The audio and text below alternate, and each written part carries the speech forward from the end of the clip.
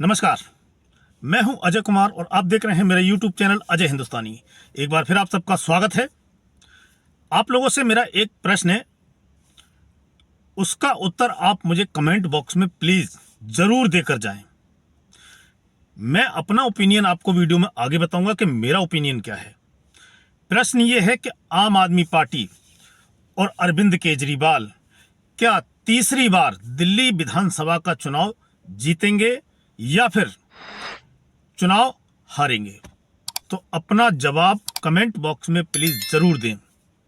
मेरा ओपिनियन यह है कि अरविंद केजरीवाल और आम आदमी पार्टी दिल्ली विधानसभा चुनाव 2025 हारने जा रही है। उसकी कुछ वजह है कि दिल्ली विधानसभा का चुनाव आम आदमी पार्टी क्यों हारेगी। सबसे पहली वजह है कि जो केंद्रीय बजट 2025-26 का केंद्र सरकार ने जो प्रस्तुत किया है, जो केंद्र की वित्त मंत्री हैं निर्मला सीतारमण, उन्होंने जो पेश किया है कल, उस बजट का बहुत हद तक फर्क पड़ेगा दिल्ली के विधानसभा चुनावों पर, क्योंकि दिल्ली की एक बहुत बड़ी आबादी मिडिल क्लास की है जो टैक्स पेयर है। और ये जो बजट है 2025 का, इसमें मिडिल क्लास के लिए बहुत बड़ी राहत लेकर आई है केंद्र सरकार। पहले 7 लाख रुपए तक की कमाई टैक्स फ्री थी, अब वो बढ़ाकर एकदम से 12 लाख रुपए कर दी गई है। अब जिसकी मंथली आय 1 लाख रुपए है, उसको कोई भी टैक्स नहीं भरना पड़ेगा। तो मिडिल क्लास के लिए बहुत बड़ी राहत लेकर आया है केंद्र का बजट 2025-26 का। इसका दिल्ली विधानसभा चुनावों पर असर पड़ना लाजमी है, क्योंकि एक बहुत बड़ा वर्ग मिडिल क्लास का जो अरविंद केजरीवाल को सपोर्ट करता था, बजट में उसको इतनी राहत दी गई है, तो उसका छिटक्कर भारतीय जनता पार्टी की तरफ आना लाजमी है इन चुनावों पर। और इसका असर अब दिखने लगा है। मिडिल क्लास से आप कहीं पर भी बात करोगे, कभी मिलोगे, उनसे पूछना कि ये जो बजट आया है, इससे उनके घर, उनकी जेब पर क्या असर पड़ेगा, तो वो सीधा सीधा आपको बताएंगे, साफ साफ जवाब देंगे कि उनको बहुत बड़ी राहत केंद्र सरकार ने दी है।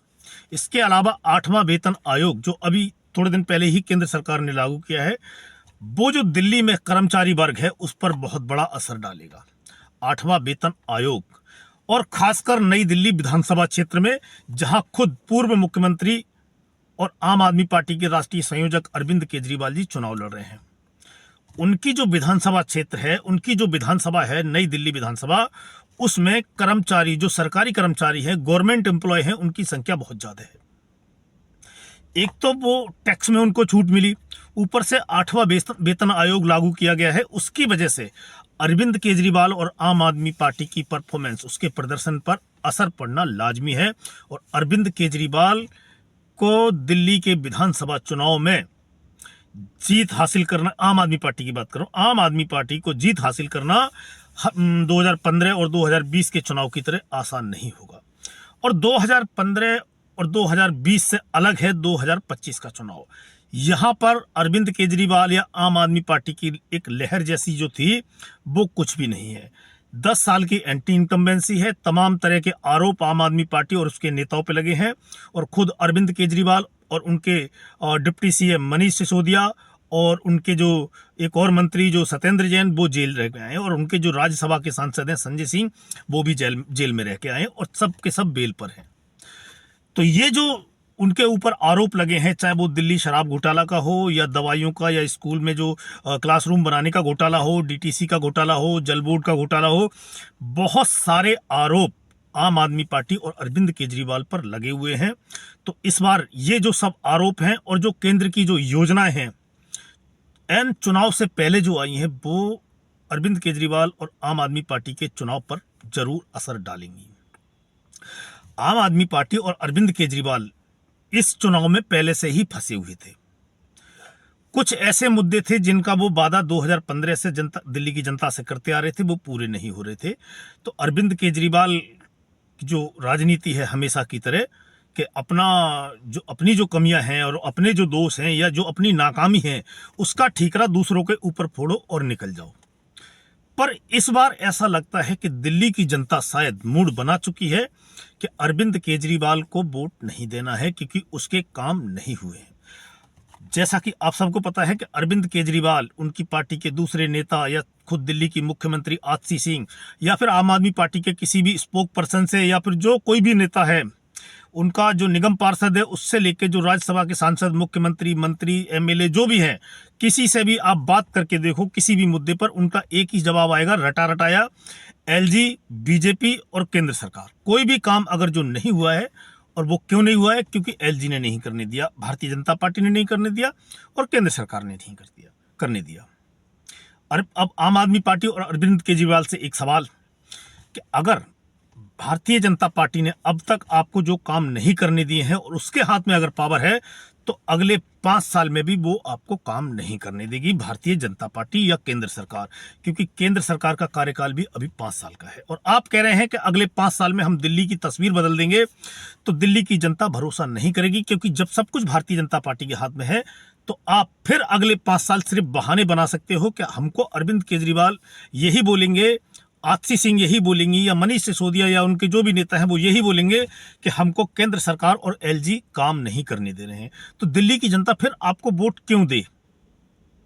क्यों आपको वोट दिया जाए, क्यों आपको समर्थन दिया जाए, जबकि अगले 5 साल भी आपने बहाने बनाने हैं? या तो अपनी नाकामी, जैसे इसी इलेक्शन में अभी 10-12 दिन पहले अरविंद केजरीवाल ने 3 मुद्दों पर अपनी जिम्मेदारी अपने ऊपर ली थी कि यहां हम नाकाम हुए हैं।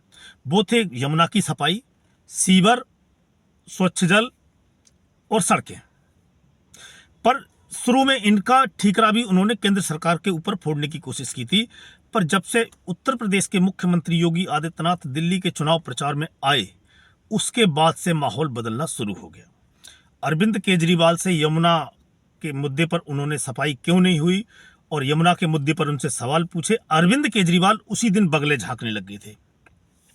उसके बाद अरविंद केजरीवाल लेकर आए कि दिल्ली में जो यमुना का पानी आता है हरियाणा से होकर, उसमें हरियाणा की भारतीय जनता पार्टी और नायब सैनी सरकार ने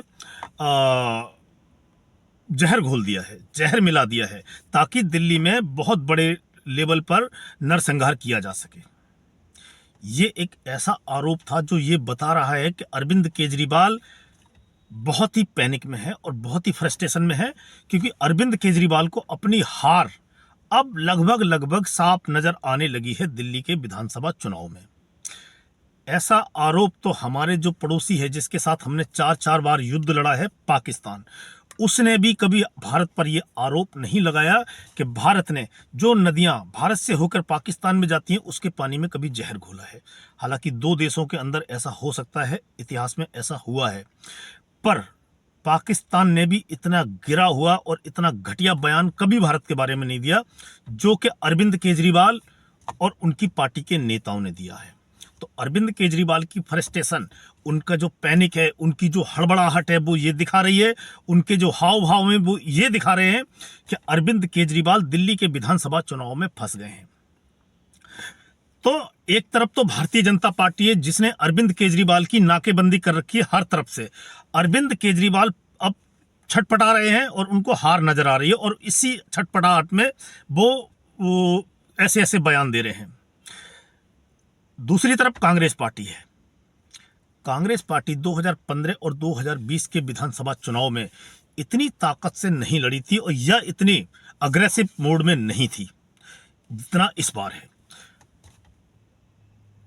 शुरू में जो कांग्रेस का स्थानीय जो नेतृत्व था या जो प्रदेश इकाई थी, वो ही सिर्फ जमीन पर काम कर रही थी और वो ही दिखाई दे रहे थे। अब कांग्रेस पार्टी का जो केंद्रीय नेतृत्व है वो भी मैदान में आ गया है, चाहे वो राहुल गांधी हो, चाहे वो प्रियंका गांधी हो, और लगातार पदयात्रा कर रहे हैं, लगातार संपर्क कर रहे हैं और लगातार जनसभाओं को संबोधित कर रहे हैं, लोगों से मिल रहे हैं और कांग्रेस के लिए वोट मांग रहे हैं। और कांग्रेस की रणनीति भी इस बार ऐसी है कि अरविंद केजरीवाल को घेरा जाए।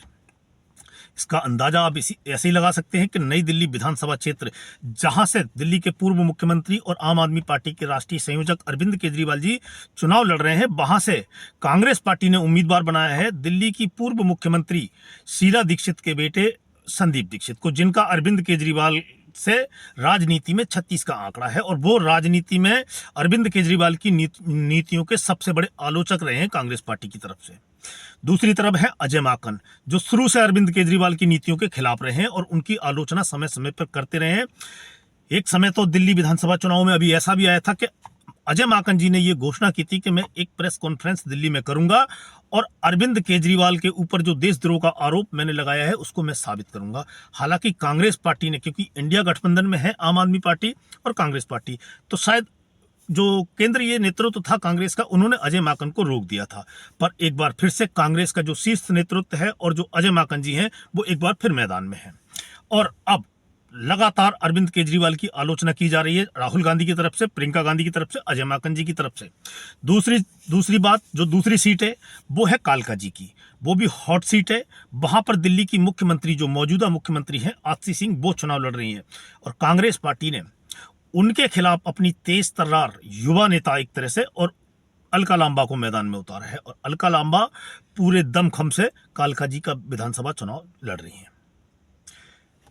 और जहां पर डिप्टी सीएम, जो पूर्व डिप्टी सीएम हैं आम आदमी पार्टी और के मनीष सिसोदिया जी, उनके सामने कांग्रेस ने अपने वरिष्ठ नेता फराज सूरी को उतारा है, जो कि जंगपुरा विधानसभा सीट से चुनाव लड़ रहे हैं।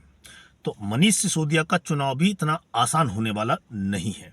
तो कांग्रेस पार्टी ने जो 4-6 सीटें हैं ऐसी हैं दिल्ली की जिन पर बहुत ही मजबूत कैंडिडेट दिए हैं और अरविंद केजरीवाल और आम आदमी पार्टी को घेरने की कोशिश की है। कांग्रेस पार्टी के अलावा एक और पार्टी है जिसने अरविंद केजरीवाल की नाक में दम किया गया है। वो बहुत छोटी पार्टी है और महज 2 सीटों पर ही चुनाव लड़ रही है। उसका जो संदेश है, उसका जो मैसेज है, पर वो बहुत दूर तक जाएगा। मैं बात कर रहा हूं बैरिस्टर असदुद्दीन ओवैसी की पार्टी AIMIM की। AIMIM 2 सीटों पर चुनाव लड़ रही है, पर ये 2 जो सीटें हैं वो है मुस्लिम डोमिनेटेड वाली, यानी कि मुस्लिम बहुल विधानसभा क्षेत्र हैं जहां पर AIMIM चुनाव लड़ रही है, और वहां पर आम आदमी पार्टी को नुकसान होना लगभग तय है, क्योंकि जो AIMIM ने जो उम्मीदवार उतारे हैं वो दिल्ली के जो दंगे हुए थे 2020 में, या जो CAA के दौरान जो हुआ था उसमें आरोपी हैं। और अरविंद केजरीवाल को जो असदुद्दीन ओवैसी हैं वो छोटा रिचार्ज बोलकर उनको संबोधित कर रहे हैं और उनको झूठा बता रहे हैं। ओवैसी की जो अपील है वो जो अल्पसंख्यक समुदाय है, खासकर मुस्लिम समुदाय, उसमें बहुत है, और उनको वोट मिलेंगे दिल्ली की जो 2 विधानसभा क्षेत्र हैं उनमें, और उनकी जो अपील है बाकी सीटों पर भी काम करेगी। और अरविंद केजरीवाल इस समय बहुत बुरी तरह से फंसे हुए नजर आ रहे हैं दिल्ली के विधानसभा चुनावों में। भारतीय जनता पार्टी जो घेराबंदी उनकी कर रही है, भारतीय जनता पार्टी ने भी उनके खिलाफ, या जो मौजूदा CM है उनके खिलाफ बहुत ही मजबूत कैंडिडेट उतारे हैं, और आम आदमी पार्टी को घेरने की पूरी तैयारी या पूरी तरह से किलेबंदी कर दी गई है आम आदमी पार्टी की। और आम आदमी पार्टी को इस बार दिल्ली में चुनाव जीतना आसान नहीं है, और मैं ये कह रहा हूं कि मेरी ये जो गारंटी है मैं आपको दे रहा हूं, अरविंद केजरीवाल और भारतीय जनता पार्टी से अलग मेरी जो गारंटी है मैं ये बता के जा रहा हूं आज आपको। आप मेरी बात को नोट कर लो कि अरविंद केजरीवाल चुनाव हारने जा रहे हैं दिल्ली का 100%। बहुत बड़ी संभावना है कि भारतीय जनता पार्टी की इस बार दिल्ली में सरकार बने, और 28 साल का जो सूखा था, दिल्ली की सत्ता से दूर थी भारतीय जनता पार्टी 28 साल से, वो शायद फिर से सरकार बना ले दिल्ली में। और आम आदमी पार्टी को तैयार हो जाना चाहिए, बहुत बड़ा धक्का उसको दिल्ली के विधानसभा चुनाव में लगने जा रहा है। अगर दिल्ली की सत्ता का आम आदमी पार्टी के हाथ से गई तो फिर पंजाब की सत्ता भी उसके हाथ से चली जाएगी, ये बात मैं आपको गारंटी से कह रहा हूं। हालांकि जो दिल्ली की जो चुनाव की मतगणना होगी वो 8 फरवरी को होगी, और 8 फरवरी को ही हमको पता चलेगा कि सरकार किसकी बनेगी। ये एक अनुमान है, ये एक मेरा खुद का अनुमान है, तो मैं अपने अनुमान आपको बता रहा हूं, अपना ओपिनियन बता रहा हूं आपको कि मेरे हिसाब से दिल्ली विधानसभा चुनाव आम आदमी पार्टी हारने जा रही है, और आम आदमी पार्टी इस चुनाव में सरकार नहीं बना पाएगी और भारतीय जनता पार्टी की सरकार बनेगी। अगर कुछ अप्रत्याशित नहीं होता है, कुछ चमत्कारिक नहीं होता है तो। पर आज के वीडियो में इतना ही, मिलते हैं आपसे अगले वीडियो में, तब तक के लिए जय हिंद, जय भारत।